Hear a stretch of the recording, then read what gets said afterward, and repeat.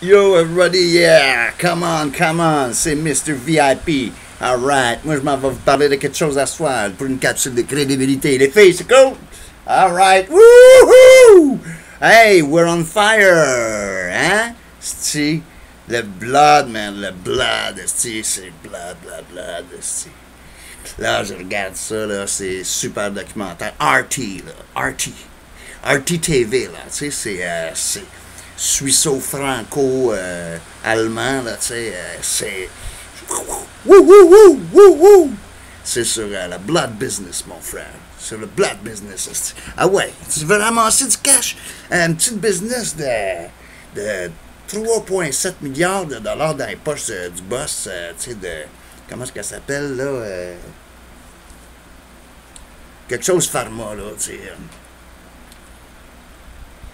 Les biotech en Suisse, c'est fou, là. Les biotech, c'est malade. Les prises de sang, c'est un blood business, c'est la business du sang sur Vimeo.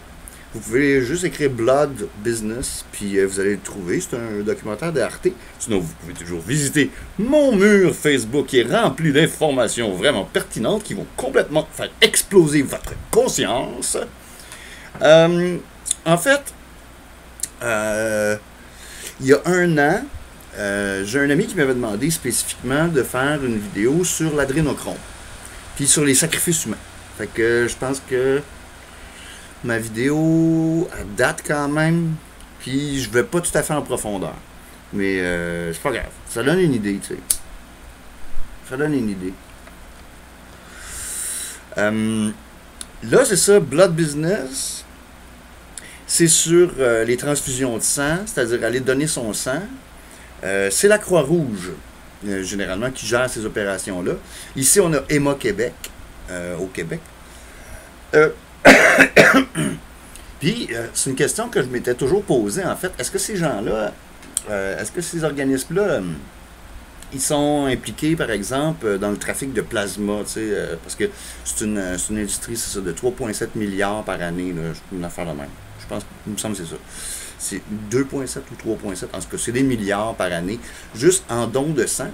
Puis, dans le documentaire Blood Business, il explique que les gens de Cleveland, qui sont dans des quartiers pauvres, ils se réunissent à l'église dans une paroisse, c'est des chrétiens, qui font donner leur sang. Puis, en fait, les gens disent, on donne pas notre sang parce qu'on est chrétien, puis pour faire le bien, on donne notre sang parce qu'ils nous payent.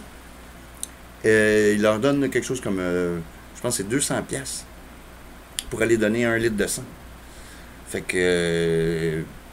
puis sur cette quantité de sang-là, il y a seulement 20% qui va pour les transfusions, mettons, pour les gens qui ont besoin d'une transfusion immédiate là, en grande quantité. Là. Le reste de 80%, ça s'en va tout dans les compagnies de biotech puis de pharmacologie. GSL Plasma à Cleveland.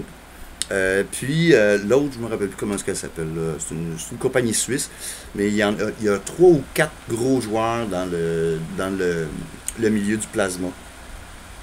Là, évidemment, dans ce documentaire-là de Arte, c'est une enquête. Ils font une enquête à caméra cachée aussi. Là. Ils font de l'infiltration. Ben, l'infiltration, c'est pas de la grosse infiltration. Mais ils ne parlent pas d'adrénochrome, par exemple. Ils ne parlent pas. Puis là, en ce moment aussi, avec toute l'histoire de la vaccination, bien, il y a quelques mois, il a été question d'une personne qui ne voulait pas avoir de transfusion de sang si le sang venait d'une personne homosexuelle. Puis là, ça a fait un espèce de tollé. Là, ouais, ça a fait whoop, puis la poussière est retombée dessus. Ensuite, la question, si par exemple, moi je suis non vacciné, et puis qu'il m'arrive quelque chose de très grave, puis que je perds beaucoup de sang, puis je dois être transfusé, est-ce que moi j'accepterais d'être transfusé par du sang d'une personne qui a été vaccinée? Oh, ok. Est-ce que... tu sais, il y a un paquet de considérations là, à faire là-dedans. Puis dans le blood business, ben, il y a ça. Puis, les filles, vous connaissez ça, le blood business, vous autres? Justement, durant ma capsule sur l'avortement, là, les filles capotaient. Ils voulaient tout m'arracher à la tête. Ça fait pas d'allure. Fait une capsule sur l'avortement où je spéculais comme quoi les avortons se faisaient passer dans un système occulte, là, dans un système de trafic de cellules souches. Hein? Et puis, je pense 2 jours après avoir fait ma capsule sur l'avortement, je suis tombé sur un article qui dit exactement ça, là, qui démontre qu'il y a du trafic d'organes même d'avortons. Donc les fausses couches, puis ces affaires-là. Puis on a vu aussi que les vaccins, ça déclenchait des fausses couches, etc., etc. Donc, c'est bloody hell, Murdoch. Bloody hell. This, bloody hell. What the hell is going on? Fait que, puis aussi, il était question des sacrifices, par exemple. Puis j'ai dit, ben les sacrifices humains, ça n'a jamais arrêté dans l'histoire. Puis les sacrifices d'animaux non plus, ils n'ont jamais arrêté. Si tu vas dans un abattoir, tu vas voir des sacrifices d'animaux. Il y en a qui sont ritualisés chez les producteurs de viande halal, puis chez les producteurs de viande cochère. C'est ritualisé. Mais ici, au Québec, chez les Québécois, les producteurs de porc ou les producteurs de bœuf, l'abattage, c'est de l'abattage. Là, c'est une job. C'est une job. C'est pas plus compliqué que ça. Fait qu'il n'y a pas d'offrande vraiment de sang. Mais on a quand même du boudin. On a du boudin. Je sais pas qu'est-ce qu'ils font avec le sang, je sais pas qu'est-ce qui se passe, mais tu sais, c'est une grande quantité d'énergie psychique. Ça aussi, j'ai fait une capsule là-dessus.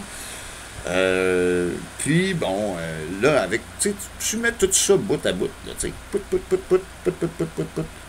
En même temps, c'est un style de monde de malades mentaux, là, tu sais. Puis les gens trouvent ça normal. C'est le vampirisme. Moi, Emma Québec, j'ai toujours pensé que c'était des vampires. Je les imaginais comme si c'était des avocats, là, déguisés en chauve-souris, là, tu sais. Ils sont tous déguisés en chauve-souris, ces hosties-là. Non, c'était peurant, quand même.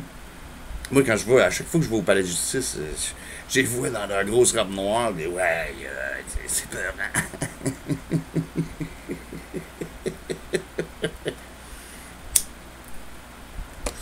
Bon, là, l'abattage des animaux, c'est pas considéré comme du meurtre. Bon, les animaux, ils n'ont pas de droit, ils n'ont pas d'âme, ils n'ont pas de sentiments, ils n'ont pas d'intelligence, ils n'ont pas d'intuition, tel que ça a été démontré, là. C'est officiel, ça, là.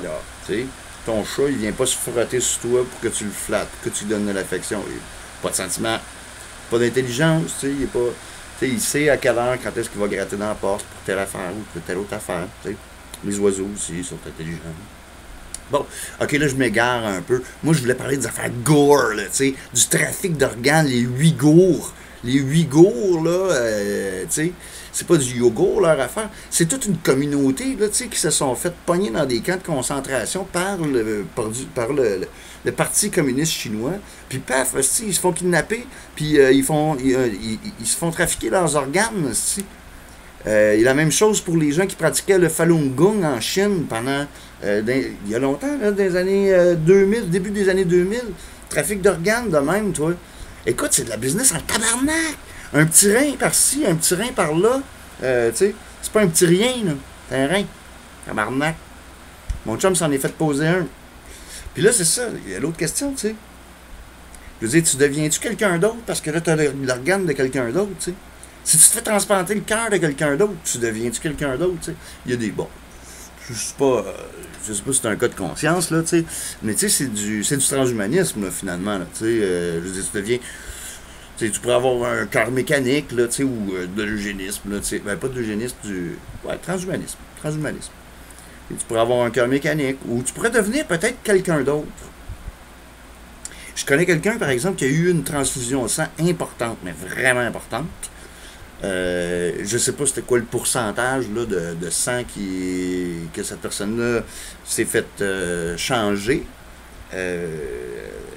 Mais cette personne-là a vécu un changement au niveau de sa vie, au niveau de sa personnalité. Bon, c'est sûr qu'il y a eu beaucoup d'efforts qui ont été fournis, il a fait de la thérapie, il a fait toutes sortes de trucs pour parce que c'est quand même quand tu perds beaucoup de sang, c'est tu reviens à la vie après, puis là, je me pose la question, je sais pas, j'ai pas la réponse. Est-ce que tu deviens quelqu'un d'autre? Parce que ce sang-là, ce plasma-là, il contient des affaires, il y a de la génétique là-dedans. Là. Cette génétique-là, est-ce qu'elle t'a modifié, tu sais? Est-ce que tu es la même personne ou est-ce que tu es une autre personne? C'est vraiment. Ça va loin, là. Ça va loin. Puis là, avec la picouse, puis toute la patente, là, tu sais. Moi, mes filles, ici, ils se font pas piquer, ils se feront pas piquer, là, tu sais. Ben, sauf Nancy, là. Nancy, mais elle, c'est dans le sang directement. Elle, c'est pas dans les muscles, là. Fait que, alright, c'était moi, Mr. VIP, dans la zone VIP. Moi, je vous parlais des Bloods, puis des Crips, c'est ça, des affaires de sang, là, tu sais, les frères de sang, la Croix-Rouge, les vampires. Écoute, on parle de plein d'affaires ici, c'est capoté le nombre de sujets. On peut parler de tout, c'est la zone VIP.